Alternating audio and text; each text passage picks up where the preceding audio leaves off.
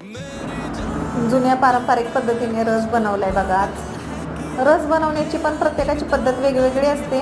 आमच्या घरात आहे ना, म्हणजे आजी पण रस करण्यापूर्वी आहे ना अर्धा तास आंबे पाण्यामध्ये भिजायला ठेवणार आणि नंतर रस करणार त्याचा. आणि असं हाताने रस केलेला आहे ना, त्याची चव वेगळीच लागते आणि मिक्सरमध्ये केलेल्याची चव वेगळीच लागते. आमच्याकडे पाहुणे कोणी आले तर मग आम्ही मिक्सरमध्ये करतो आणि घरी खायचं असेल तर असंच हाताने पिळून रस बनवतो आम्ही. आणि ह्याची चव एकदम वेगळीच लागते, खूप छान लागते असं आपल्या जुन्या पारंपरिक पद्धतीने केलेला. अशा थोड्याशा गाठी असतील तर ते हाताने फोडून घ्यायच्या. आणि हे बघा साली मी थोड्याशा धुवून घेतलेल्या आहेत पाण्यामध्ये, ते पण ह्याच्यामध्ये पाणी टाकून घ्यायचं. थोडीशी विलायची टाकायची आणि थोडासा गूळ टाकायचा आणि ते पण चांगला मिक्स करायचा. हे बघा असं मिक्स करून घ्यायचं चांगला. आणि हे बघा किती भारी झालाय रस. कसं वाटलं तुम्हाला? चला सबस्क्राईब करा चॅनल.